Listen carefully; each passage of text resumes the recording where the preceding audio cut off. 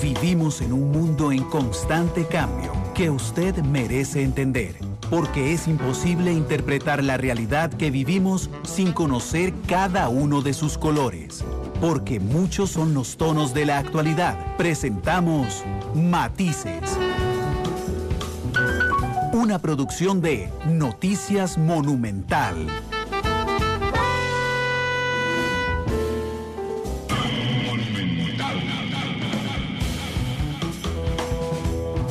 La radio de Costa Rica, ¿qué tal? Buenas tardes, son las 2:08. Bienvenidos a Matices, muchas gracias por estar con nosotros en este último programa de la semana. Ayer, como ustedes saben, tuvimos en un programa súper escuchado ayer a Marco Durante, que es especialista en Derecho Laboral de la firma BDS, y yo había planteado la entrevista en dos líneas. Una era el tema de los derechos de los trabajadores prácticamente, bueno, de todos, pero poniendo énfasis en los privados respecto a la situación de la pandemia, y quería tocarle brevemente a Marco el tema de la ley de empleo público. Bueno, hubo tantas consultas que no tocamos la ley de empleo público, y Marco fue tan amable que me aceptó una invitación un día después, hoy, para hablar entonces de este tema. Así es que, Marco, bienvenido, ¿cómo estás?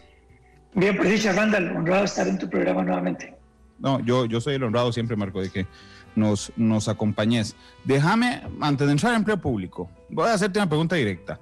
¿Un Estado puede eliminar o no puede eliminar las anualidades, Marco? Vamos a ver, sí se podría, es un plus siempre y cuando garanticemos que esa eliminación es hacia el futuro, respetando los derechos adquiridos de los trabajadores, pero como anualidad y como plus que es, podría eliminarse.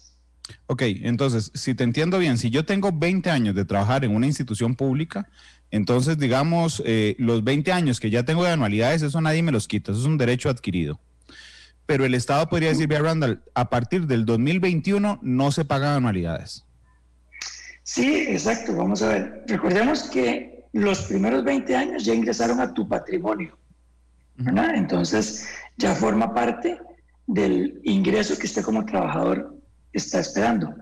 Lo que viene hacia adelante ni siquiera es un hecho futuro incierto porque requiere de una evaluación, etcétera.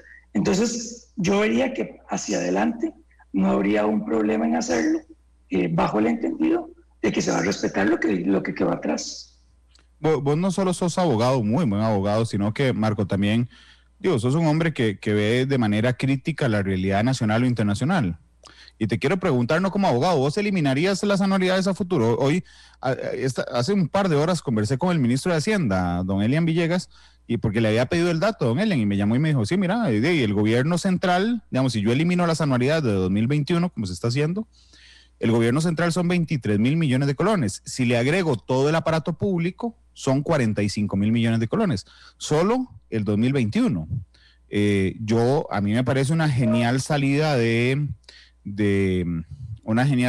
eliminación del gasto, pero no sé si vos estás de acuerdo conmigo, Marco. Vamos a ver, Randall, yo creo que tenemos que verlo todo de una forma global. Recordemos que la remuneración de un trabajador, sea del sector privado o del sector público, tiene como un fin, además de pagar una contraprestación por el servicio prestado, un fin de retener y atraer el mejor talento. Si al final usted al sector tradicional del Estado, usted le empieza a pegar mordiscos a los pluses salariales, usted deja de cumplir ese fin. Entonces, yo creo que más bien, antes de responder, si yo solo eliminaría anualidades, yo analizaría en su totalidad lo que un proyecto como este de empleo público está buscando. Y si esa es una alternativa, ¿cuál es la medida sustitutiva, Randall? Porque al final, vamos a ver, puede ser muy populista y muy simplista que yo llegue y te diga, mira, sí, eliminalas, pero ¿qué es lo que hay detrás de todo esto? O sea, ¿con qué tipo de Estado nos vamos a quedar? ¿Cuál es la eficiencia que nuestros funcionarios tienen que garantizar? Y, ¿por qué no? Todos los trabajadores tienen derecho a estar bien remunerados. Entonces creo que conforme avancemos en el programa, tal vez al final te responda esa misma pregunta. Ok, por favor, porque es el riesgo que yo me corro hoy, de que no estés de acuerdo conmigo. Es un riesgo plausible y siempre entretenido, por cierto, en Matices. Porque Luis Salazar dice, perdón, es que si me dicen, mae, qué necio, Randall, con las anualidades, el problema es la evasión. No, Luis, digamos, el problema es integral, es que el problema es la evasión, el problema es la ilusión, el problema son las pensiones de lujo, el problema es el gasto, indudablemente.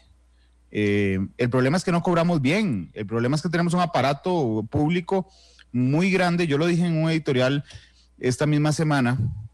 Uno puede defender desde la justicia incluso y desde la ideología decir, es que yo quiero un aparato grande, ¿sí? Es más, yo puedo sentarme y decir, vean, yo quiero un yate y es justo que tenga un yate porque trabajo un montón de horas al día durante los últimos 25 años. Sí, ¿se puede? No, digamos, entonces ese es desde el matiz en el que yo lo veo. Pero hablemos de los orígenes, Marco, un segundo, porque me parece que Costa Rica escogió como país una forma de pagarle a sus empleados, primero que es muy variada, o sea, es decir, hay un montón de formas de pago, pero además, en términos generales, escogiste como país un salario base muy bajo o bajo, adornado por pluses, para que se viera atractivo, pero esos pluses crecen como una bola de nieve, Marco. Sí, vamos a ver, Costa Rica en 1949, cuando aprueba su constitución política, nos promete que el legislador ordinario iba a tener un único estatuto que iba a regular la relación entre todos los funcionarios y el Estado.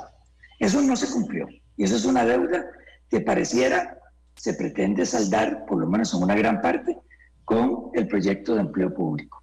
Randall, en este momento, yo creo que como país, todos estamos de acuerdo con que tenemos que trabajar en la contención y en la reducción del gasto y después hablar de nuevos impuestos.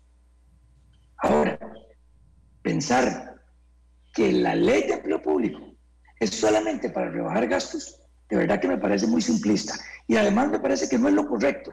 La ley de empleo público tiene que ir más allá de eso. O sea, la ley de empleo público lo que tiene que buscar es sistematizar, ordenar, uniformar y asegurar eficiencia de los funcionarios en el tamaño que nos queremos de Estado para los habitantes del país. Ahora, por supuesto que en este momento, en esta coyuntura de COVID, el tema del gasto público y recortar los ingresos de los funcionarios públicos es lo que muchos están volviendo a ver del proyecto.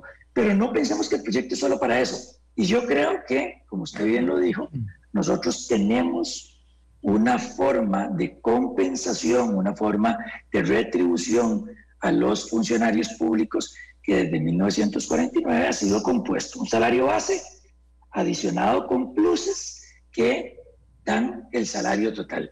Y si empezamos a hablar de historia, Randall, es hasta 1997 cuando por primera vez en una directriz del Poder Ejecutivo se le dice a la banca pública, ya recordemos que la banca abre competencia en Costa Rica en el 95, bueno, usted puede tomar ya las medidas necesarias para que a la hora de compensar a sus funcionarios, usted tenga una forma más competitiva de retener y atraer talento. Y es eso lo que faculta que en 1999, por primera vez en nuestro país, veamos una institución que es el Banco Central, empezando a pagar salario global. Entonces, claro, de pura entrada, estamos empezando a tocar dos formas de remuneración, una que viene desde 1949, otra que arranca en el 99 con el Banco Central. Claro, Marco, yo entiendo que lo vea simplista porque yo tampoco quiero pensar que la ley de empleo público simplemente viene a ser un contenedor o contener el gasto o recortarlo, pero es que realmente hay hay más formas de verlo porque hay muchas cosas que lo afectan. Uno es el contexto en el que se generó el origen de nuestro sistema salarial, ¿verdad? O sea, era en los 60 y 70, por ejemplo, queríamos un Estado empresario, ¿verdad? Y necesitábamos jalar a gente del sector privado hacia trabajar en el Estado. Y teníamos que hacerlo atractivo salarialmente. Es decir, teníamos que lograr que la gente decidiera no trabajar en lo privado y pasarse a lo público. Esa es una de las cosas. Y la otra es la desigualdad que ha creado incluso a lo interno del Estado. Porque yo conozco gente que trabaja en el INAH que tiene un salario bajísimo, bajísimo. Y entonces, por supuesto, se los complementan con pluses. Pero no hay un Estado que soporte que ese plus o esos pluses se vayan multiplicando de una manera potencial cada año. Y entonces uno dice, bueno, suave, es que yo tampoco quiero un montón de malos profesionales, mal pagados además, en el INAH. Quiero buenos profesionales, pero tampoco quiero que el gasto se me haga una bola de nieve. Entonces, ¿qué hacemos? Cambiamos en general la forma de pagar, o sea, no solo la recortamos, sino cambiamos la forma de pagar y apostamos a un sistema donde el salario base sea competitivo, sea atractivo y sea justo, pero que no sea ruinoso para el Estado, Marco. Por supuesto, eso se puede hacer.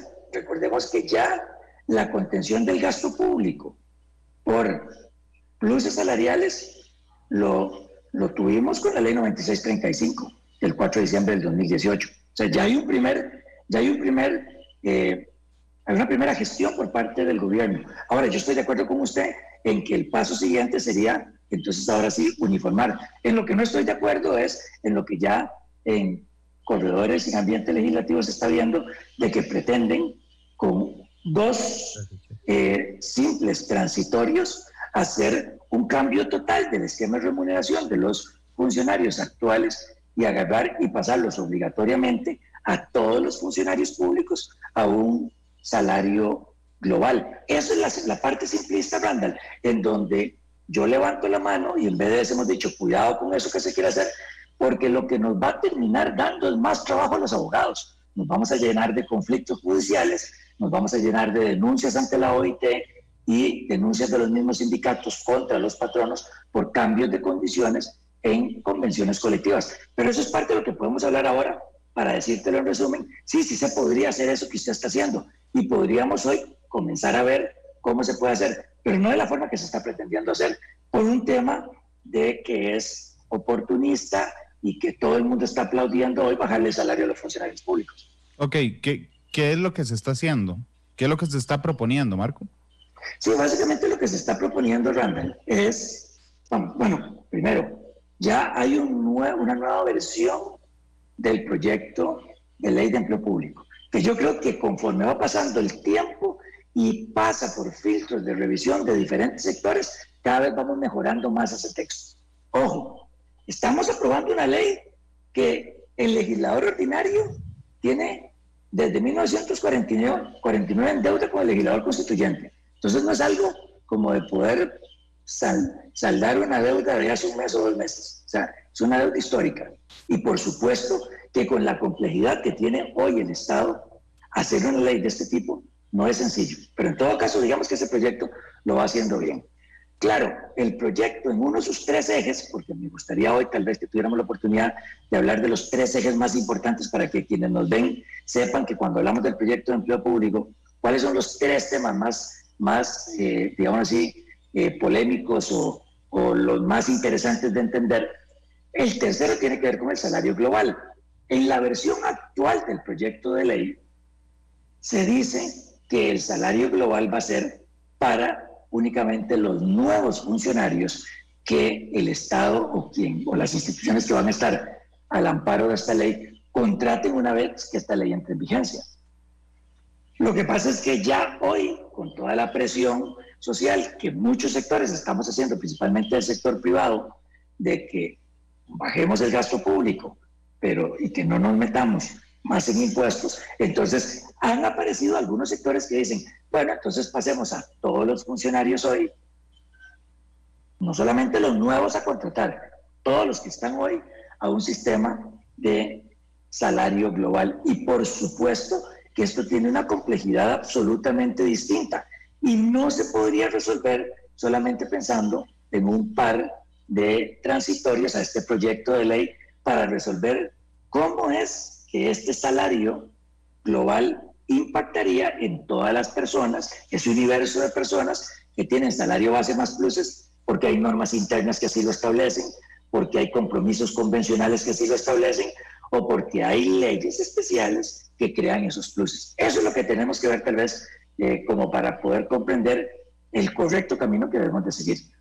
Ok, déjame hacer una división, Marco, un segundo. Yo soy un abogado frustrado en algunas ocasiones, entonces yo puedo contarte que si vos me preguntas a mí, Randall, ¿es justo? Porque la ley no necesariamente es justa, justicia es una cosa y legalidad es otra. Si vos me decís, Randall, ¿a vos te parece justo que todos los empleados, absolutamente todos los empleados del Estado, tengan hoy salario global? Te digo, sí, me parece justo. Si vos me preguntas, Randall, ¿te parece legal que todos los empleados del Estado tengan hoy salario global? Con el dolor de mi alma tengo que decirte, no, no me parece legal. Porque no es tan sencillo cuando te contraté, patrono Estado, bajo unas circunstancias, yo no puedo venir a pretender cambiarla de la noche a la mañana. Entonces, por más que me duela y que me parezca injusto, entiendo que nuestro régimen legal no permite hacer lo que yo quiero, Marco. Déjame terciar en esta parte, Randall. Dale. Y yo le pondría a usted un último comentario a esto, una última opción, y diría, entonces, yo Estado nunca le voy a poder cambiar la forma de remuneración a todos los funcionarios que tienen hoy salario base más pluses. Y la respuesta es, sí, usted puede hacerlo, Estado. Nadie tiene derecho a la inmutabilidad del ordenamiento. Eso es algo que nuestros tribunales han reiterado y la Sala Constitucional lo ha dicho. Es decir, sí se puede hacer. Ahora, ¿cómo lo hacemos? Es parte de lo que podemos hablar, de lo que creemos nosotros que con un cierto nivel de análisis y como en todo, teniendo un cierto nivel de riesgo, porque hasta el momento ni la Sala Constitucional ni las altas jerarquías de la Sala Segunda, por ejemplo, en materia laboral, se han ido a pronunciar sobre pasar obligatoriamente un trabajador de salario base más pluses a uno por salario global, pero bueno, creo que si lo hacemos bien se podría hacer, pero no como se está pretendiendo hacer. Ok, déjame plantearte exactamente lo mismo a vos para empezar a elaborar cuál es la forma correcta de hacerlo. Y perdón que te ponga ese predicamento, Marco, pero como persona, ¿a vos te parece justo que se aplique el salario global a todos los empleados públicos? Sí, yo pienso que es justo que todos los trabajadores, sector público, sector privado, tengamos un salario proporcional a las responsabilidades y a los trabajos que nosotros realizamos. Ok. ¿Estás de acuerdo conmigo en que hacerlo a través de los transitorios es ilegal? Sí, nos va a traer muchos problemas. Ok, ahora contame, entonces, ahora que me dijiste, Randall, ¿el Estado puede cambiarlo? Sí, puede cambiarlo, pero de la manera correcta. Contame cuál es la manera correcta, Marco. Bueno, nosotros lo que hemos pensado, Randall, es lo siguiente. Si yo quiero cambiarle hoy la forma de remuneración a los funcionarios públicos y pasarlos de un salario base más pluses a un salario global, lo primero que me tengo que preguntar es, ¿de dónde es que cada uno de estos trabajadores y cada uno de estos sectores adquirieron en su contrato de trabajo esos pluses? ¿Verdad? Esto nos lleva a tres posibles escenarios. El primer escenario es porque existe una ley que expresamente dice que ese plus se tiene que pagar. El mejor ejemplo es la prohibición. La prohibición viene dada por ley. Okay. Y entonces, si yo quiero verificar de dónde es que mi salario base y mi salario total se incrementa, yo voy y encuentro una ley que regule el tema de prohibición para dar ese ejemplo de ese plus. Dos, existen algunos pluses en instituciones que nacen precisamente de una normativa interna. Por ejemplo, en el ICE, el Estatuto de Trabajadores, el Estatuto del ICE, si hablamos, por ejemplo, de cada costarricense del Seguro Social, hay normativa interna que así lo establece, etcétera, etcétera. Y tres, existen pluses que nacen porque hay convenciones colectivas que tienen rango constitucional, que han creado esos pluses para ese sector en específico. Recordemos que cuando la Sala Constitucional nos dijo que la ley 9635 era constitucional, digo, en cuanto respete el núcleo de negociación colectiva que existe en nuestro país. Bueno, entonces, ¿qué es lo que tenemos que hacer si queremos empezar a remar hacia un salario global? Bueno, entender que uno, si los pluses salariales vienen de convenciones colectivas, lo más seguro para el Estado es dejar que esas convenciones colectivas lleguen a su término y decirle a las autoridades de esa institución, cuando esa convención llegue a su término, denúnciela, y cuando usted vaya a negociar una nueva convención colectiva, usted no puede negociar precios salariales. Esto además de tener que reformar ya el 690 del Código de Trabajo, que desde que se aprobó la reforma procesal laboral expresamente dice que como parte del núcleo de negociación de una convención colectiva está el salario y los precios salariales. Entonces, también empezamos por reformar eso. Pero en todo caso, Randall, vea que esta es una opción. ¿Por qué digo que es la más segura? Porque ya la Procuraduría General de la República, que crea jurisprudencia administrativa para las instituciones, ha dicho que eso no es necesario, que una ley estatal está por encima de una negociación colectiva y de una convención colectiva que tiene rango de ley. Eso todavía está por verse como última palabra en nuestros tribunales de justicia.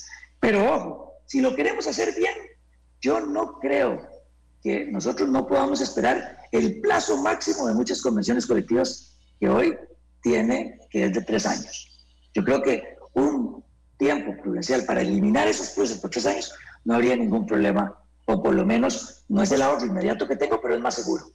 2. Okay. Marco, perdón, yo hablando, ibas a agregarme algo a las convenciones, porque quería que... No, adelante, sí. Ok, porque yo también veo, o sea, yo comparto con vos de que la medida más segura es dejar que esa convención colectiva se venza y denunciarla. Pero tengo 2 preguntas en el camino. 1, ¿no sería conveniente que el Poder Ejecutivo y la Administración Central le planteen a la Sala Constitucional algunos elementos de las vigentes que son absolutamente irracionales? Es decir, cuando el año pasado, por ejemplo, trascendió que el SINART tenía que pagarle la cesantía a quien renunciara, y una cesantía de 20 años, o sea, digo, por Dios, esto realmente es una gollería. Otto Guevara, que le ha ido mejor como abogado que como diputado claramente, ha pegado unas 40 acciones de inconstitucionalidad que la sala ha venido eliminando. La sala, no el Poder Ejecutivo, la sala ha venido eliminando, la sala cuarta ha venido eliminando gollerías. Un primer ejercicio no podría ser: identifíqueme los abusos en su convención colectiva y me hace el favor y va a la Sala Constitucional y presenta las acciones. Es más, agarre el machote de Otto Guevara y le cambia el nombre y lo presenta. Sí, yo creo que eso es algo que cualquier institución hoy podría entrar a revisar a lo interno y saber si con base y en comparación con los criterios de la Sala Constitucional existen hoy dentro de una convención colectiva artículos que podrían ser declarados inconstitucionales. Incluso, Randall, las mismas partes, sindicato y patrono, podrían sentarse a negociar antes de que esa convención colectiva se venza, si fuera el caso, para evitar una acción de inconstitucionalidad que puede tardar tanto tiempo. Pero entonces, vamos, si la norma está ahí y la norma es inconstitucional, y entonces habría que hacer un trabajo nada más de presentar las respectivas acciones. Eso, si no se ha hecho, es un tema a valorar, como usted bien lo dice. Sí, no lo ha hecho la administración, no lo ha hecho la administración. O cualquiera, podría ser por intereses difusos. Pero claro, mientras esté la convención colectiva, lo que tenemos que entender es que tenemos que respetarla porque tiene rango constitucional. Sí, yo entiendo eso, pero por ejemplo, hay unas acciones, Marco, con el debido respeto, que son un queque. O sea, es decir, cuando vos te lees 5, 6, 7 sentencias de la Sala Constitucional y encontrás que el criterio jurisprudencial, es decir, en votos repetidos, es que una medida lógica de cesantía en el sector público es de 12 años y vos sos el jerarca de una institución pública que lo tiene a 20, a 18 o indefinidamente, digo, esa acción de inconstitucionalidad es un queque, nada más vas y la presentás y ya sabes que hoy, dentro de un mes, dentro de 6, dentro de 18, la Sala Constitucional te va a rebajar de inmediato la convención colectiva a 12 años, por ejemplo. Entonces hay unas que son realmente muy fáciles de ver, Marco. Comparto con usted que ya teniendo una jurisprudencia de la Sala Constitucional, por supuesto que esto allana los temas de beneficios o complementos salariales creados por convención colectiva, si ese fuera un tema, ¿verdad? Ok, déjame plantear una locura y me decís si se puede o no se puede. Yo soy el jerarca de una institución pública. Se vence en 2021 la convención colectiva. Entonces no la renuevo, sino que le digo a las partes, señores, la voy a denunciar. Es decir, voy a decirle al Ministerio de Trabajo, no quiero seguir con la convención colectiva. Ok. ¿Tengo que sentarme a negociar otra o puedo decir como administración que no quiero negociar convención colectiva más? Qué buena pregunta, Randall. Recordemos que la denuncia, según el Código de Trabajo, y eso también aplica para las instituciones, tienen que denunciar 30 días antes del vencimiento de la convención colectiva. Ese es el primer punto. Y el segundo punto es, yo puedo, como patrono, no sentarme a negociar una convención colectiva. La norma hoy vigente, el 56 del Código de Trabajo, es absolutamente claro en decir que cuando en un lugar de trabajo más de una tercera parte de los trabajadores está sindicalizado, el sindicato correspondiente o los sindicatos correspondientes pueden sentarse a negociar una convención colectiva. He escuchado de otros colegas diciendo que las convenciones colectivas no aplican en el sector público.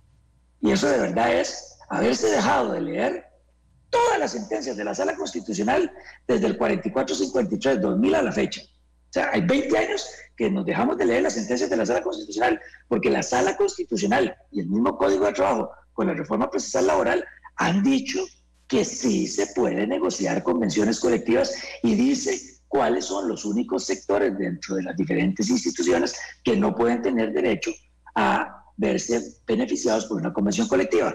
Pero entonces, respondiendo a tu pregunta y haciendo de paso ese comentario para que también analicemos lo que dice nuestra ley y lo que ha hecho en 20 años nuestra Sala Constitucional, aquí es importante recalcar que sí, si un sindicato tiene más de una tercera parte de los trabajadores afiliados, puede exigir la negociación de una convención colectiva. Y dos, Randall, ahora que el sindicato me plantea a mí un borrador de convención colectiva, que cuando nosotros hemos negociado, este es el pliego de peticiones de o el borrador de una negociación de convención colectiva, lo que nosotros hemos dicho es, si yo estoy en el Estado, yo estoy obligado a cumplir con el principio de legalidad, hay principios presupuestarios que yo no me puedo saltar y además hay una comisión interinstitucional que me obliga a mí a presentarle cuál va a ser mi negociación y ellos me van a decir si puedo o no puedo negociar de acuerdo con el marco legal actual. Y si por alguna razón no nos ponemos de acuerdo, porque usted me está pidiendo, usted sindicato me está pidiendo que negociemos cesantía por 20 años, yo le digo, vea, yo no lo puedo hacer porque la ley 9635 no me lo permite y porque la Sala Constitucional ya ha dicho que eso es inconstitucional y aún así, yo sindicato no quiero dejar de pedir 20, entonces abrimos un capítulo del Código de Trabajo que se llama la negociación colectiva fracasada. Y entonces vamos donde un juez de la República para que el juez, dictando un laudo, determine si esa solicitud o esa petición del sindicato procede o no procede. Ojo, este laudo no es en conciencia, es un laudo que tiene que estar apegado a la ley. Y yo creo que tanto usted como yo, como muchos de los que nos están viendo hoy, y si son abogados lo sabrán, difícilmente un laudo va a llegar y va a irse a contrapelo de lo que dice la ley hoy, que como dijimos no podría aprobar una convención de 20 años. Entonces, respuesta. ¿Puedo no pedir convención? ¿Puedo no firmar convención colectiva? No, Randall, sí tenés que firmar convención colectiva, porque hoy el 90% del sector público está sindicalizado. Probablemente no habrá una institución que no lo tenga. Pero tengo que sentarme a negociar lo que el sindicato me pide. No, por supuesto que no. Hay un marco de legalidad sobre el que yo puedo negociar porque son fondos públicos. Claro, de hecho, Marco, es muy interesante. Vamos a ver, cuando vos me decís a mí que Daisy, tenés que sentarte a negociar, ¿verdad? Solo se me viene una frase de mi abuelito a la mente que era, estamos jodidos. Es decir, si yo digo, porque eso es lo que dice la ley, y la ley se hizo para respetarla. Vamos, eso es claro. Entonces, si yo dentro de 5 años soy presidente ejecutivo de Recope, saludos a don Alejandro, que es fiel oyente, pero digamos, y no le quiero quitar el trabajo, pero digamos que sea, y entonces yo ya llamo a Marco Durante, digo, Marco, mira, ¿te acordabas cuando yo te entrevistaba en Monumental y te topaba en el Rosabal Cordero? Necesito un favor. Decime, por favor, si yo puedo... Se vence esta carajada, la comisión colectiva, y entonces te digo, mira, yo lo que quiero, Marco, es denunciarla, porque no me alcanza el presupuesto. No me alcanza el presupuesto, ¿verdad? Y entonces vos me decís, no, están sindicalizados, ¿sí? Dices, sí, no, Randall, está jodido, tenés que sentarte a negociar, listo. Ya eso lo entendí, tengo que sentarme a negociar. Sí podés denunciarla, pero tenés que sentarte a negociar una nueva convención colectiva. Claro, ok, la denuncio y me siento a negociar. Te digo, bueno, perfecto, Marco, está bien. Ahora ayúdame en la estrategia, ¿verdad? Y esto no solo es estrategia legal, aunque vos seas abogado, también es una estrategia de oportunidad y conveniencia. Y financiera. Sí, y te digo, Marco, no me alcanza la plata. Ok, perfecto, Randall, andá a sentarte a negociar, ¿verdad? Y entonces haces tu propuesta, y tu propuesta de, señores, bueno, yo negocio con ustedes. En lugar de 8 años de cesantía, que es la generalidad en el sector público, les acepto 12, pero bajo ninguna modalidad les acepto 20, ni más de 12. Pero además voy a eliminar este plus que me parece un exceso, este otro, y los 25 días libres que les doy. Ok, seguramente la contraparte me dirá no. Y se me hará una huelga y recibiré todas las presiones del mundo, que ahí es donde aflojan los jerarcas, porque los jerarcas dicen, pucha, estoy recibiendo toda la presión y yo en 2 años me voy, sí, que hagan lo que quieran. Entonces, ese es uno de los problemas de las negociaciones de las convenciones colectivas. Pero digamos que yo soy diferente. Entonces llego y les digo, señores, no, esto es lo que yo propongo. Ellos me dicen, no, esto es lo que yo propongo. Y les digo, bueno, fracasamos en la negociación, abramos ese capítulo del cual vos me hablás y se llama Convención Colectiva Fracasada. Negociación colectiva fracasada. Negociación colectiva fracasada, y vamos a un juez, porque yo además estoy seguro que el juez se va a regir por la jurisprudencia de la sala cuarta, de la sala segunda, y va a ser mucho más moderada que la contraparte. Hombre, eso no es una buena estrategia para el sector público. Denuncie todo, y si no llega a negociación, deje que sea un juez el que lo decida.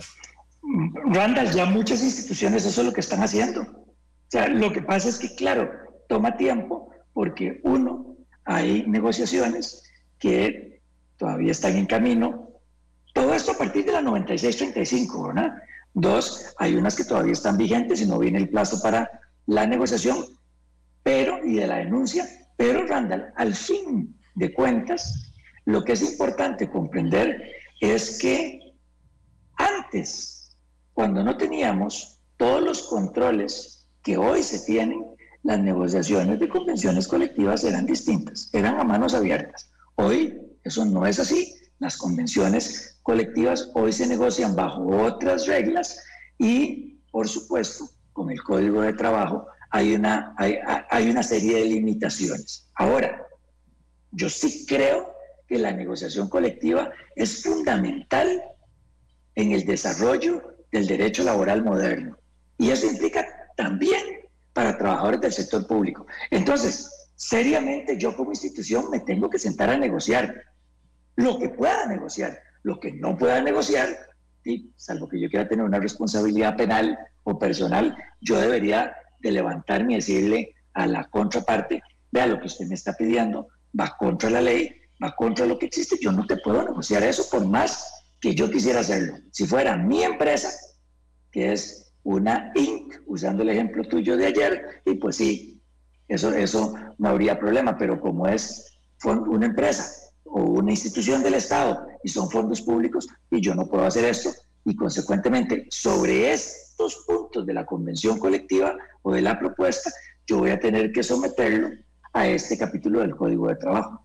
Marco, vámonos un toque más atrás todavía, porque Luis Ramírez hizo un comentario en Facebook Live que me parece muy interesante. Si las convenciones colectivas adquieren rango de ley, o fuerza de ley, perdón, ¿por qué no las llevamos a que en última instancia las apruebe una comisión legislativa, por ejemplo? Muy bien. O el plenario. Sí, eso es una muy buena pregunta. Randall, en la materia laboral existe, como en todas las ramas del derecho, las fuentes de donde nacen esas normas. En materia laboral, además de la fuente estatal, las leyes y normas de origen estatal que las dicta el Estado en su potestad de imperio, existen las normas de origen profesional, es decir, que son aquellas que nacen al núcleo de esa misma organización, al núcleo de una negociación entre las partes. Entonces, esas normas, esas que son de origen profesional, no viven en un mundo paralelo, complementario a las normas de origen estatal. No podríamos, por ejemplo, decirle a la Asamblea Legislativa, hágase cargo de usted de las convenciones colectivas, porque el origen de las normas convencionales es de las partes del contrato de trabajo. Okay. Entonces son dos mundos, digámoslo así, jurídicamente paralelos. diferentes. Sí. Ok, te entiendo eso. Entonces, vamos a ver, de los tres puntos de los que me hablaste, por los cuales se origina un plus, ¿verdad? Es decir, por ley, por una normativa interna como un estatuto o por convención colectiva, ya exploramos el tercero, el de la convención colectiva. Me dice cuál es tu parecer respecto a eso. ¿Cuál te parece que podría ser la salida?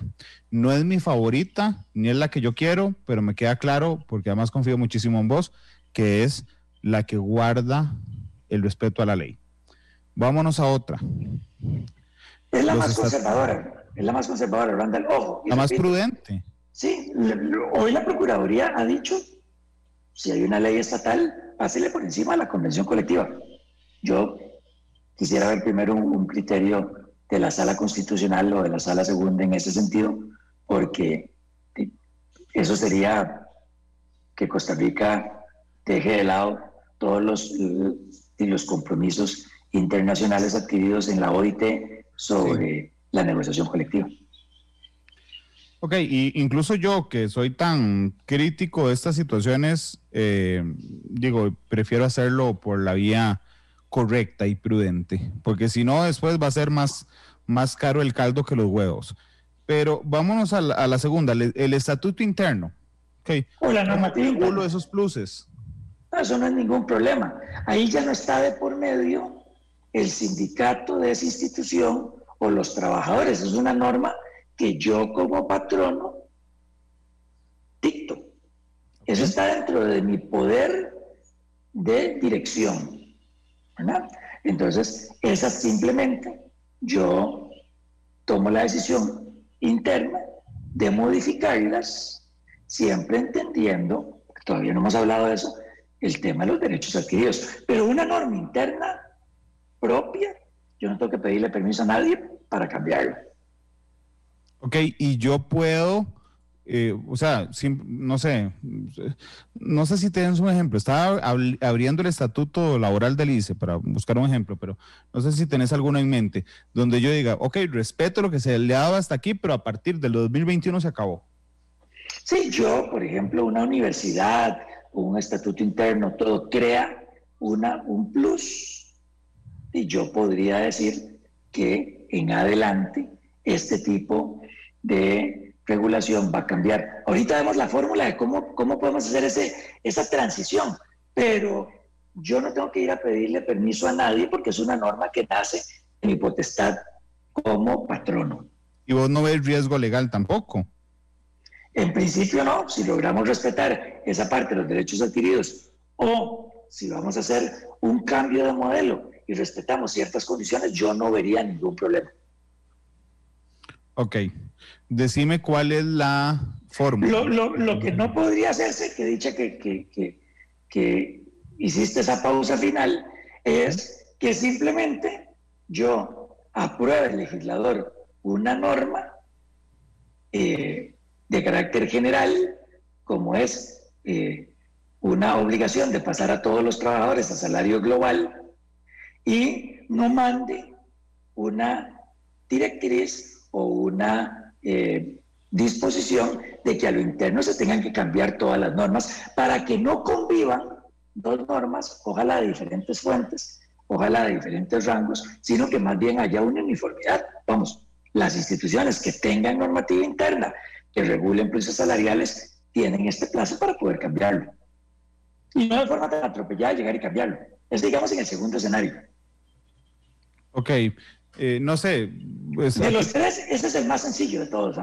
Sí, Convención colectiva complicado, ese es relativamente sencillo. Y ahorita vamos a ver el tercero.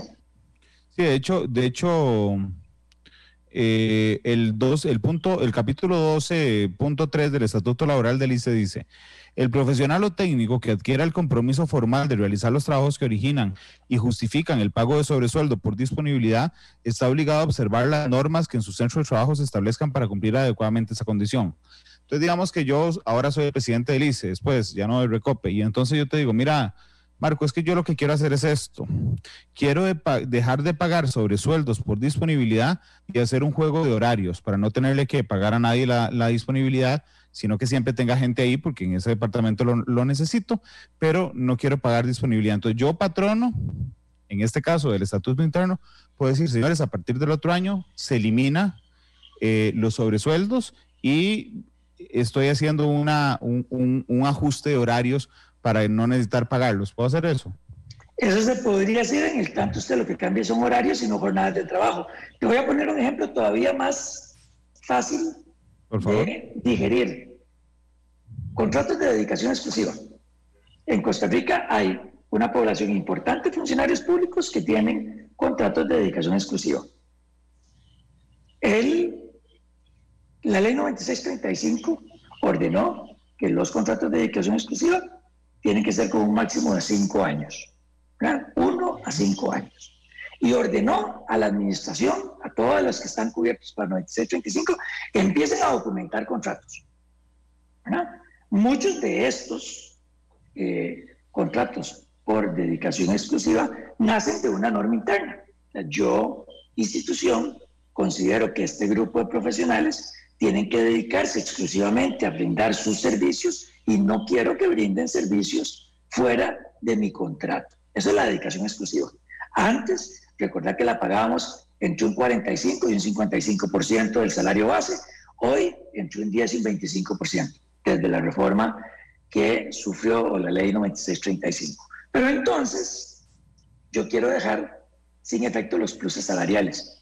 Randall, vos tenés un montón de contratos hoy vigentes, entonces tenemos que terminar esos contratos. O vas a simplemente llegar a decirle como contraparte, mira, ya te lo eliminé. ¿Hay o no que indemnizar? Tenemos que analizar eso. Y tenemos que analizar si, por ejemplo, tenemos que dejar que esos contratos venzan o no venzan. Ese es el análisis que yo creo responsablemente hay que hacer en la Asamblea Legislativa antes de meternos a decir vamos a eliminar todos los procesos salariales para los trabajadores vigentes, porque eso pondría a correr a todas las instituciones que tienen ese plus que comentaste y que nace por norma interna, porque no es por ley. La dedicación exclusiva yo la defino según mis necesidades como institución. Hay una persona que nos cuenta que, por ejemplo, en la caja, el beneficio que tienen de 30 días hábiles de vacaciones al año, 30 días hábiles, proviene del reglamento interno. A esta persona le parece un abuso de recursos. Okay, si efectivamente proviene del reglamento interno, ¿qué hago yo como caja para decir no, es que esto es una falta, sería voy a devolverlo a 13 días hábiles, por ejemplo, a 12 días hábiles? ¿Cómo lo hago, Marco, entonces? Recordemos que las vacaciones no son un plus salarial, las vacaciones son un derecho que tienen los trabajadores de un descanso anual. Claro, algunas instituciones, vía interna, vía negociación colectiva, han ampliado las 2 semanas mínimas que tenemos usted y yo en el sector privado. Ahora, si yo quiero eliminar esto, tengo 2 alternativas. Yo lo corto hacia adelante y paro donde estoy.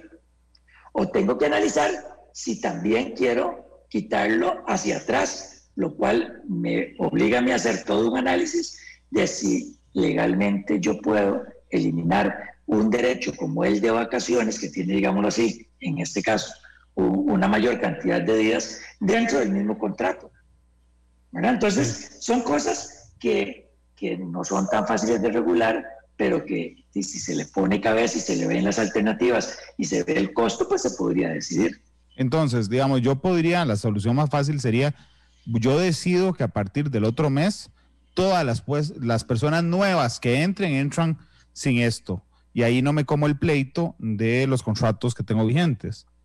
Exacto, eso se podría hacer porque lo que estoy respetando es un derecho adquirido. Y le digo a usted, Randall, usted que tiene 30 días porque has cumplido 2 quinquenios, ¿verdad? Usted se queda ahí, hacia adelante. Y ojo, tenemos que verificar si tiene que haber una indemnización por ese cambio que te estoy haciendo. Es mucho más fácil con la población nueva, porque la población nueva, yo lo que le voy a decir es, usted se queda con 2 semanas de vacaciones por cada 50 semanas de trabajo continuo, como lo dice el código para todos los que estamos en el sector privado. Pero entonces, ese análisis y ese balance que hay que hacer sobre un tema como vacaciones, tenemos que verificar en el contexto de los derechos adquiridos. Ok. Si hay que indemnizar, es una liquidación, Marco. O sea, termino contrato, liquido y vamos contratados nuevos. El tema de la liquidación ha sido toda una discusión, porque recordemos que existen normas en el Código de Trabajo que prohíben que yo liquide a un trabajador del Estado, le pague prestaciones y lo vuelva a contratar, porque son fondos públicos y esta persona tendría que estar o devolver la plata o debería estar un tiempo fuera para poder regresar a la institución. Eso lo dice el Código de Trabajo expresamente. Entonces, aquí lo que habría que verificar es si existe la posibilidad de aplicar una norma que está en el reglamento del Servicio Civil que habla de una liquidación parcial. Pero, ojo, esto hay que verlo con mucho cuidado. No es una solución, digámoslo así, machotera, como tal vez hoy muchas personas que quieren recortar gastos dicen, bueno, vamos a hacerla.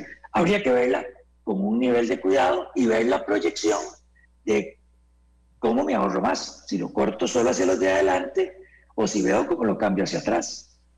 Marco, te voy a hacer una pregunta jodida, pero bueno, ¿quién se inventó esto? Porque yo entiendo y soy el primero en decir, señores, hay que cumplir la ley, aunque a mí no me guste, que hay que cumplir la ley, pero a mí realmente lo que me molesta y lo que plantearía no volver a repetir es el origen de estas cosas. Es decir, yo me cuento los dedos de la mano y tengo 10 dedos, 2 ojos, 2 orejas, una boca, pero si me voy al sector público gano 3 veces más de lo que ganaría aquí. Entonces yo digo, suave, ¿y a dónde está la diferencia? Probablemente con una jornada más corta, ¿quién se inventó esa diferencia? ¿Por qué es que llegamos al punto donde los diputados pueden correr en cuestión de un mes, en marzo, y decir, los privados pueden recortarle jornada y salario a los privados, siendo el 85% de la población activa, y por qué en el sector público tengo que toparme con la cantidad de veces, Marco, sé que no es decisión tuya, con la cantidad de veces que vos me decís, Randall, no se puede. ¿Quién hay esas diferencias? Ese es el bloque de legalidad que hemos previsto para los sectores. Recordemos que la norma de liquidar y recontratar que tenemos en la empresa privada y hoy en el Código de Trabajo no lo permite para el sector público, precisamente para cuidar los fondos de que yo liquide, le pague prestaciones y vuelva a contratar a alguien. Y si queremos cambiarlo, el Código de Trabajo lo cambiamos. Este punto es el que precisamente lleva al tercer escenario, que es cuando los pluses nacen en una ley específica. Y entonces la pregunta es, ¿puede un Estado, o sea, ojo, esta Asamblea Legislativa a mí me parece que ha sido por mucho de las mejores que hemos tenido en los últimos, en los últimos periodos gubernamentales? Y por eso es que hay que ayudarla para que tenga herramientas para tomar las mejores decisiones para el país. Yo me pongo a preguntar, vamos a eliminar salario base más pluses para todos los funcionarios y a partir de la vigencia de la ley, todos van para salario global. Y entonces la pregunta inmediata mía sería, ¿y todos los pluses que están creados por ley? Asumo que dentro del trabajo que queremos hacer para no llenar a nuestros tribunales de justicia de demandas es también reformar esas normas. El trabajo tendría que ser un poco más complejo que una visión simplista de crear un par de transitorios. ¿Por qué? Porque, por ejemplo, tendríamos que verificar si en el Código Municipal hay normas que crean pluses salariales. La ley de control interno crea definitivamente pluses salariales para todos los que están cobijados por esta norma. Tenemos que cambiar la ley de salarios de la administración pública. Y así sucesivamente, para que no nos pase lo que hoy está pasando, después de hace 2 años de la ley 9635, Randall, que es que hay un montón de sectores que han levantado la mano y dicen, no, a mí la 9635 no me aplica porque norma especial está por encima de norma general. Entonces, vamos, hagamos bien el trabajo. Si lo que queremos es eliminar pluses para pasar a toda la población de un solo tiro, uno de los puntos que vamos a tener que revisar es dónde están las leyes que actualmente hoy crean pluses, porque entonces las podemos reformar. Una vez más, bajo el principio de que nadie puede gozar de la inmutabilidad del ordenamiento. Sí, ok, está bien. Es lo que generó esto en nuestro bloque de legalidad. Entonces, yo puedo ponerle adjetivos a nuestro bloque de legalidad.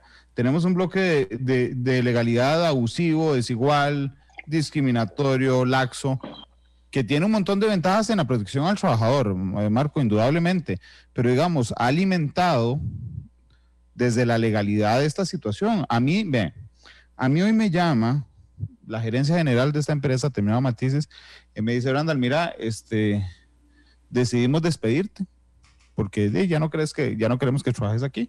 Toma tu liquidación completa, te agradecemos mucho, aquí está el preaviso, porque no queremos que te pongas a pegar gritos en Matices. Muchas gracias. Perfecto. Okay. Si a mí me llama el gerente general de, no sé cuál, de la IA, y me dice, vea, es que quiero despedirlo, porque ya no lo quiero aquí, o sea, porque no me sirve, por lo que fuera, Marco, no puedo hacer eso. Y entonces esas son las cosas en que uno dice, suave. Y entonces, ¿por qué somos diferentes? ¿Por qué a ellos sí, yo no?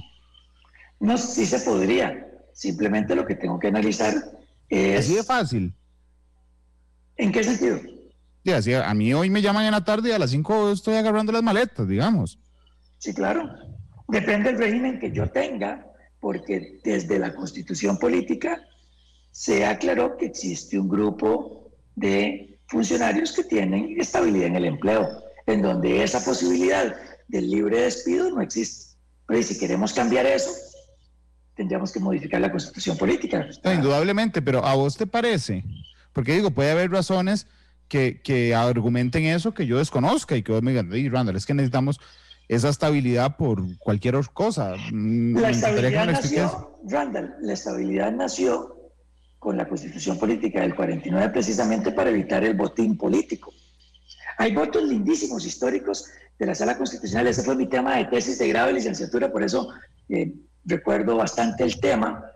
Randall, el botín político, todos lo conocimos históricamente como aquel compromiso político de que entran los que votaron por mí y despido a los funcionarios que no me estaban apoyando en época de campaña. Entonces, de ahí es de donde nace la figura de la estabilidad. Ahora, si queremos cambiarlo, pues cambiamos la Constitución Política. No todos los funcionarios públicos de los que tenemos en Costa Rica tienen esa garantía. Recordemos que existen dentro del sector público funcionarios que se rigen por las reglas del Código de Trabajo y consecuentemente no tienen esa estabilidad que estamos conversando. Es muy interesante. Yo estoy conversando con algunos amigos, incluso Marco, que trabajan en casa presidencial. Y digo, no, yo todo secreto profesional no voy a decir qué. Pero hay un muy buen amigo a quien le mando un abrazo, que trabaja en Casa Presidencial, con quien no siempre estamos de acuerdo, y yo realmente disfruto muchísimo con la gente con la que no estoy de acuerdo, que me dice, excelente programa, Randall, excelente programa hoy. Pero ¿qué va? Marco te está huevando un montón, porque no es tan fácil recortar gasto, mi amigo. Sí, por supuesto, y por eso yo le agradezco a Marco. ¿Se acuerdan que ayer yo en un par de preguntas decía, es que yo agradezco que Marco, sin importar si me va a quedar bien a mí o no bien a mí, a los jueces, a los clientes que tiene como abogado, se sienta y dice lo que su profesionalismo le dicta que hay que hacer? Bueno, eso yo lo agradezco un montón a Marco, y un abrazo al amigo que me escribía esto y que está disfrutando mucho el programa, porque, vamos a ver, porque a mí en la génesis me parece terriblemente injusto, pero entiendo a Marco de que es terriblemente complejo arreglarlo, Marco. Dos cosas. Uno, yo creo que si para vos eso es una mala noticia, es mejor que la mala noticia vengan de los buenos amigos y no de otra forma, como muchas veces sucede cuando recibís una mala asesoría y un juez de la República años después te dice, te equivocaste. Claro. Dos, Randall, yo creo que si hemos pasado más de 70 años con un esquema tan complejo y una estructuración del Estado tan complejo, de verdad es muy simplista pensar que lo vamos a cambiar con un par de transitorios o un par de normas de la noche a la mañana. Es que es en serio, eso es lo que creemos nosotros que se tiene que hacer. Yo pues creo que sí. Que no. O sea, yo creo que lo que tenemos que hacer es plantearnos cuál es la meta de lo que estamos buscando y establecer algunas decisiones a un inmediato, de una inmediata aprobación, otras a un corto, mediano y largo plazo. Pero entonces, si eso lo hubiéramos hecho hace 10 o 15 años, ya no estaríamos en esta discusión, pero es que nunca lo arrancamos, y cuando lo queremos arrancar, queremos salir con cosas como estas. Entonces, ahí es donde yo creo que para la gente que está viendo este programa y que toma las decisiones correspondientes, analicemos si no nos va a salir más caro hacerlo de esta forma atropellada, o si deberíamos de plantearnos un escenario en donde las cosas se hagan de la forma más segura posible para evitar riesgos, demandas y controversias, que a lo último es lo que hemos tenido en los últimos años cada vez que tocamos el tema de empleo público, Randa. Sí, sí. Con la ventaja que ya tenemos una ley de huelgas que por lo menos nos garantiza que si los funcionarios que están en contra de estos movimientos se quieren ir a huelga, ya por lo menos no tienen una legislación tan complaciente como la tenían hace un tiempo atrás, antes de la reforma que hicimos en abril pasado, o cuando la aprobamos. ¿Sabes cuál es la conclusión? Y lo voy a decir muy a lo tico. ¿Sabes cuál es la conclusión que más me agüeva, Marco? ¿Qué gobiernos más irresponsables tuvimos en la historia de los últimos años? Yo cuando veo las negociaciones de algunas convenciones colectivas que la sala elimina, yo siempre digo, ¿quién negoció esto? O sea, digo, hay cosas absurdas. Esto de pagar las cesantías si usted renuncia es un absurdo. Además porque va en contra de la lógica por la que está creada la cesantía. Y digo, ¿pero quién negoció esto? Y esa es la reflexión que yo digo, pucha, esa irresponsabilidad de un montón de gobiernos en la historia del país que dilapidaron a manos llenas en las negociaciones, hoy nos tienen un predicamento complejo, Marco. Claro, es más, yo creo, Randall, que precisamente aprovechando la calidad de Asamblea Legislativa que tenemos ahora, es para hacer las cosas bien. Y que, vamos, tal vez puede ser que el resultado económico no lo vamos a obtener en el primer año, pero sí nos garantizamos de hacer las cosas de la manera correcta. Yo creo, como fiel laboralista, de que si usted le va a meter la mano en la bolsa a un trabajador, primero analice si puede hacerlo, y si no, pues negocie y pídale permiso. Pero no, vamos a ver, que sean trabajadores que laboran en el Estado no significa que están condenados a que el Estado pueda hacer con ellos lo que les dé la gana. Hay derechos que ellos tienen, derechos que en algunos casos, concuerdo completamente con usted, que han sido abusivos, que han sido incluso arbitrarios, y que uno dice son desproporcionales cuando lo comparamos con lo que tenemos en la empresa privada. Pero cambiémoslo de la forma correcta.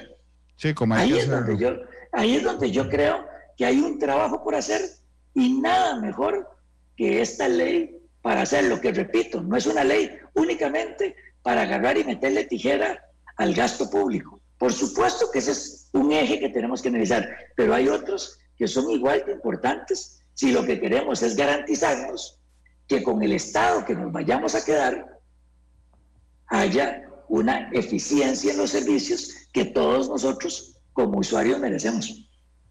Sí, indudablemente. Saludos a don Saúl Weisleder, el expresidente de la Asamblea Legislativa, quien te manda un saludo, por cierto, Marco, porque dice, buenísimo, saludos, muy profesional, el licenciado Durante, muy claro en sus explicaciones, indudablemente. Y bueno, yo sigo pensándolo, no es la primera vez que lo digo, que la permanencia y no la temporalidad del plan escudo en 2008 nos generó mucho daño.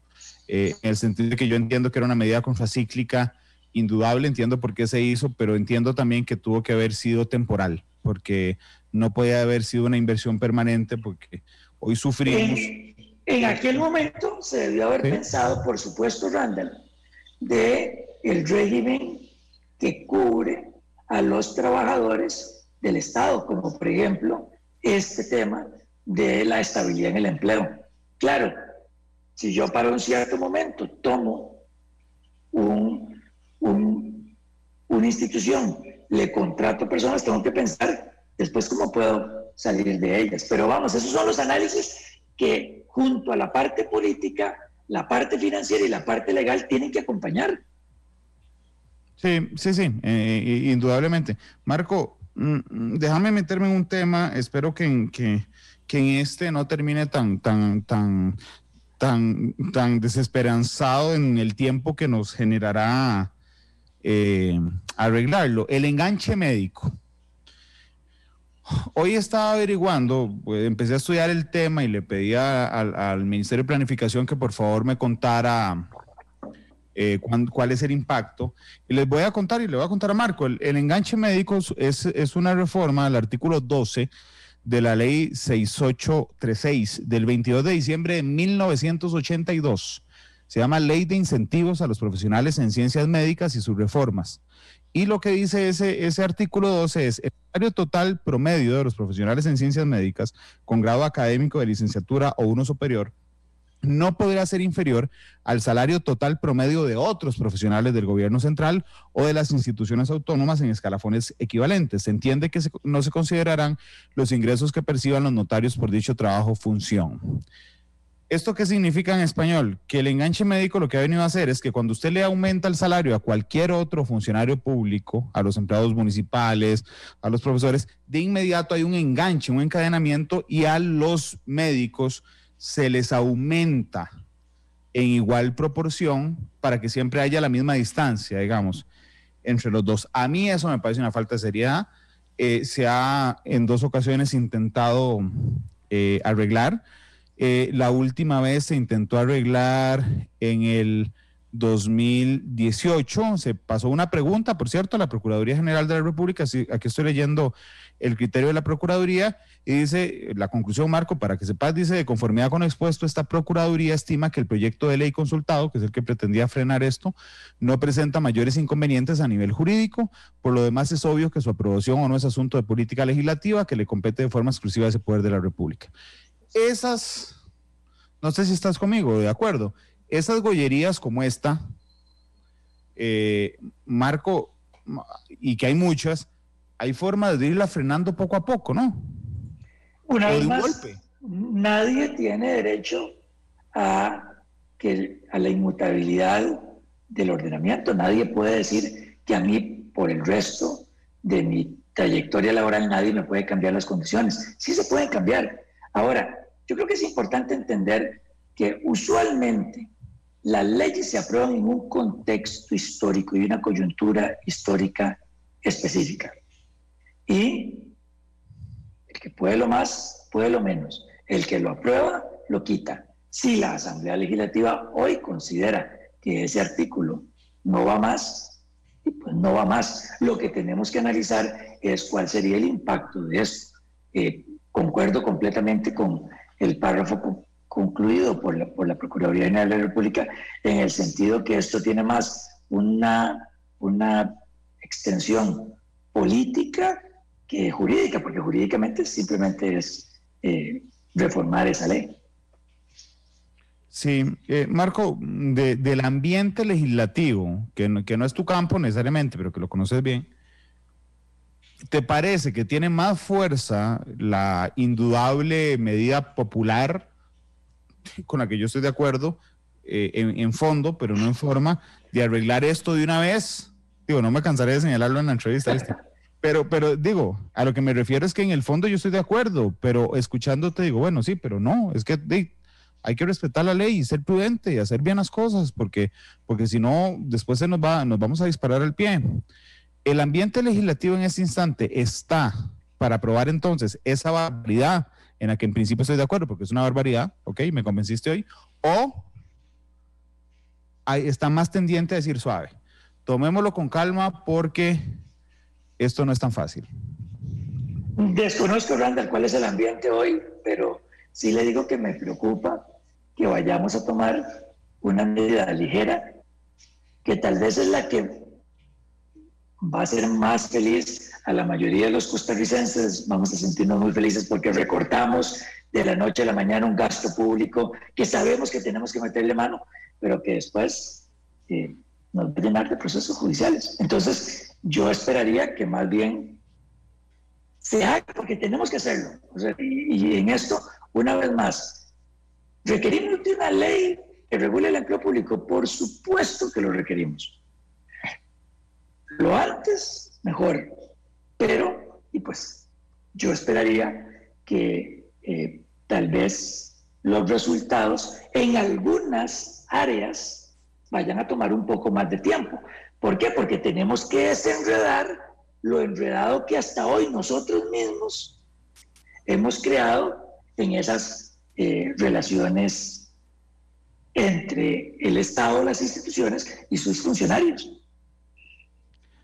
¿Sabes quién te manda saludos? Y a mí también, y muchas gracias. Don Alejandro Muñoz, el presidente ejecutivo de Recope. Saludos, Alejandro.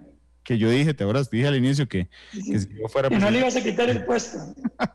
Saludos a don Alejandro Muñoz, que dice: Randall, saludos a ambos, por favor, muy buen programa. Créanme que sí es muy difícil desde aquí el tema. Me consta que don Alejandro ha estado muy preocupado por el tema de gasto, y también te manda un saludo a vos y a mí, Alan Saborío. Don Alan Saborío dice: señores, les mando un abrazo. ¿Qué pasó, Alan? ¿Qué pensás vos de este tema de las familias en la ley de empleo público?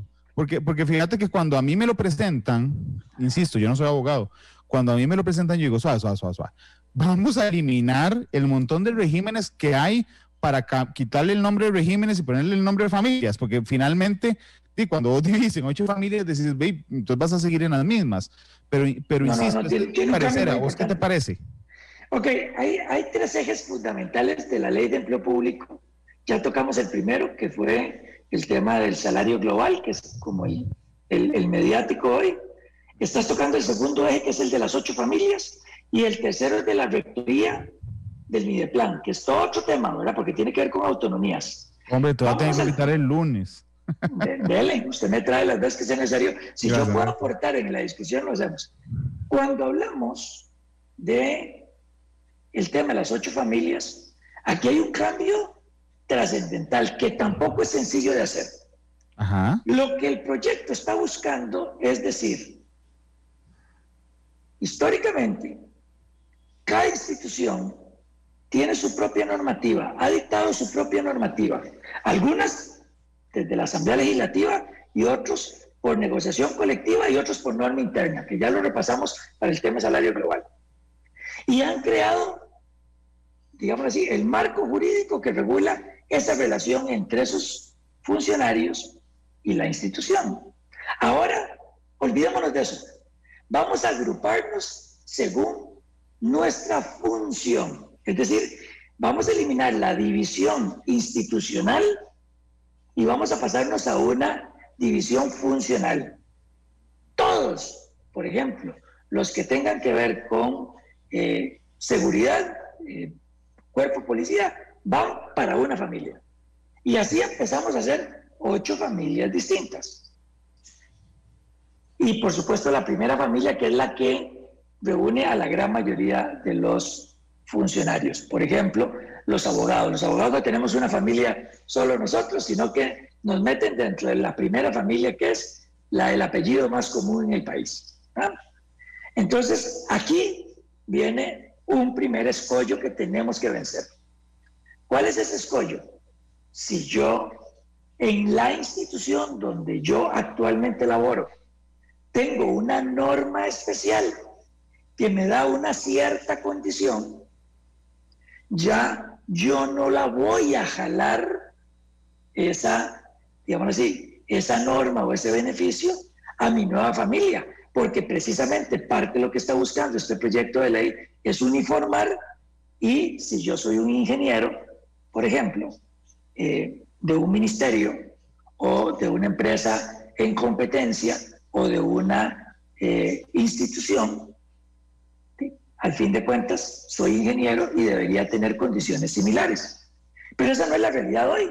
La realidad es que probablemente si yo trabajo para una municipalidad, en el código municipal hoy hayan condiciones particulares para mí.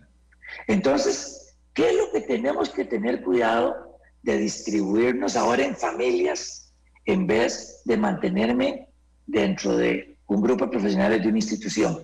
Y que no vaya a haber el choque entre la norma general, que es esta ley de empleo público, y normas específicas que siguen vigentes, porque si no, entonces va a pasar lo que ya pasó con la 9635, que hay un montón de funcionarios que han dicho, discúlpenme, pero a mí usted no me aplique esta norma general, porque norma específica, que es la que yo tengo en mi actual relación con el Estado, me da una condición mejor.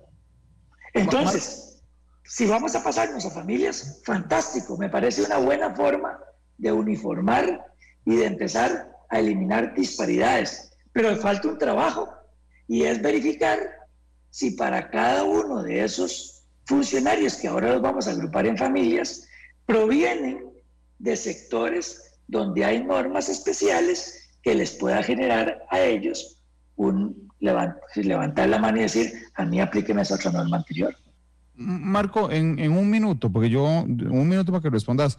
Yo sigo teniendo la duda, porque vos decís, bueno, son 8 familias funcionales, pero cuando yo veo el texto no necesariamente encuentro 8 familias funcionales, sino institucionales. Digamos, que una familia se llame personas servidoras de las universidades públicas, olvídate que es funcional. O sea, porque yo entendería un profesor, un investigador, ¿verdad?, que tiene una función particular, pero ¿por qué un guarda de seguridad de una universidad debería ganar diferente al guarda de seguridad?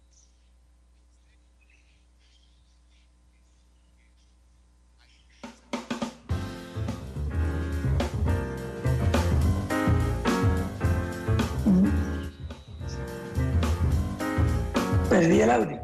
Hola, ¿ahí me escuchas? Ya sí te escucho, sí. Ok, perdón, sí, Marco, no sé hasta dónde, y gracias a Glenn, hasta dónde llegué en la explicación. ¿Por qué si yo soy un guarda de seguridad de una universidad, puedo ganar diferente a si soy guarda de seguridad de un ministerio? Porque en una de las familias dice personas servidoras de las universidades públicas, ahí entra cualquiera, eso no tiene que ver con funcionalidad, tiene que ver por donde trabajo. Sí, incluso, Randall, el inciso C del artículo 12, que es el que crea las familias, dice personas servidoras públicas que se desempeñen en funciones policiales, ¿verdad? Entonces, ¿por qué es que podrían ganar distinto?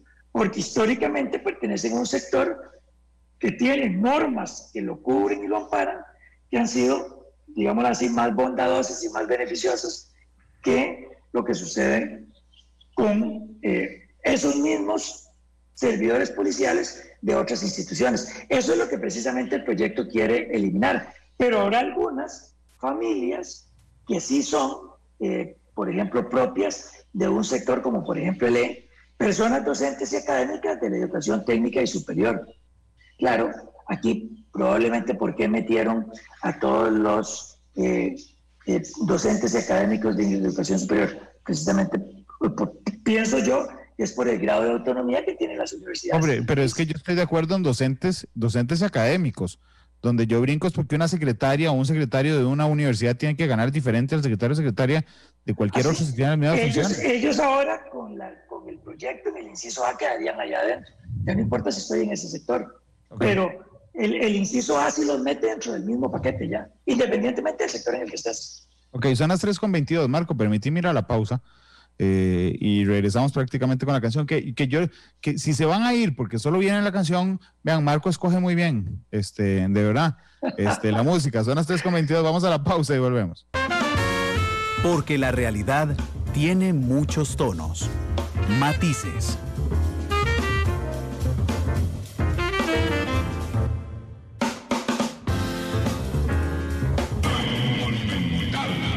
...30 minutos, gracias por estar con nosotros. Información internacional de última hora: Donald Trump acaba de ser hospitalizado por COVID-19. La evolución de las informaciones: ayer en la tarde, se dio a conocer que una asesora de Trump, que viajó en el Air Force One, en el avión del presidente de los Estados Unidos, y en el helicóptero del presidente, tenía COVID. Y en todas las tomas salía sin mascarilla, estuvo muy cerca del presidente Trump. Bueno, se supo que ella dio positivo y que él estaba aislado, él y Melania Trump, la primera dama. Ok, en la noche, Noticia Monumental le cuenta a Costa Rica, a eso de las 11 de la noche, a través de redes sociales, que Trump ha dado positivo por COVID-19. Hoy en la mañana, NBC anuncia que el presidente Trump tiene los primeros síntomas de COVID-19. Y hace un instante, y aquí no puedo citar la fuente porque todo el mundo lo está tirando de las agencias internacionales, por ejemplo, AFP es una de ellas, es que está hospitalizado Donald Trump y permanecerá hospitalizado varios días. Marco, te agradezco enormemente, y no hablamos del Mideplan como rector, pero te prometo a vos, a mí y a la audiencia, que además le gusta mucho que vos estés aquí, que en los próximos días lo hablaremos. Marco, muchas gracias. Muchas gracias, de verdad, a la orden cada vez que me llamen. ¿Cuál canción escogiste? Y vamos con el viernes, ¿no? Viernes en la tarde, Kingston Town de UB40. Mi grupo favorito, ayer le conté a Marco que era UB40, mi grupo favorito. Sí. Y Kingston Town es un piezón, así es que Marco, muchas gracias. Don Glenn Montero, que está en la cabina, cuando la ponga a sonar ahí de fondo, me daré cuenta que es momento de despedir. Todavía no, esa es la música de Matices. Es Kingston Town de UB40. Esa es. Marco, gracias. Hasta luego. A la orden.